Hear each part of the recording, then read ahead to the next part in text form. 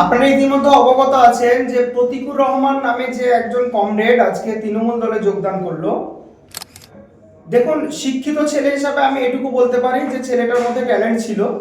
কিন্তু আজকে তিনি সময়ের সঙ্গে পরিস্থিতির এতে নিজের মেরুদণ্ডটাকে বিক্রি করলেন,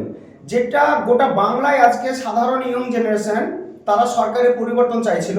সেই জায়গায় আজকে উনি নিজের বিবেককে বন্ধক দিয়ে এই শাসক দল, যেখানে চুরি, দুর্নীতি, রাহাজানি, সর্বোপরি গোটা বাংলা জুড়ে যার কর্মসংস্থান নেই, চাকরি চুরি থেকে সমস্ত কিছু জায়গায় যেখানে দুর্নীতিতে যুক্ত এই শাসক দল, এবং এই রাজ্য দেনার ভারে যেখানে ডুবন্ত, সেই জায়গায় প্রতিকুর রহমানের মতো ছেলে যে গত লোকসভাতে অভিষেক ব্যানার্জির বিপক্ষে দাঁড়িয়ে ডায়মন্ড হারবারে লড়াই করলো, সে আজকে আবার আমরা কি দেখলাম, অভিষেক ব্যানার্জির কাছে তিনি মাথা নত করলেন। এটা দুটো কারণ হতে পারে। এক তো শাসক দলের কাছে তিনি মাথা বন্ধক দিয়ে দিলেন, অথবা কোনো ভয় ভীতি দেখিয়ে তিনি সেই দলে যোগদান করলেন, অথবা আরেকটা বিষয় থাকতে পারে যেটা আমরা সদ্য লক্ষ্য করছি, গোটা বাংলা জুড়ে যখন সাধারণ মানুষ জোট চাইছিল এই শাসক দলকে সরানোর জন্য, সেখানে সিপিএমের যে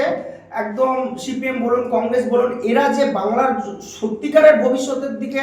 নিয়ে চিন্তিত নয় এবং বাংলাকে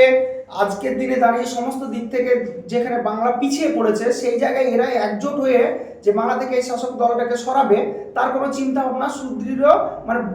সুদূর পরিকল্পনা আমরা লক্ষ্য করছি না। খুব স্বাভাবিকভাবে প্রতিকূল এমন অভিমান থেকেও উঠতে পারে এটা ঘটনাটা, যে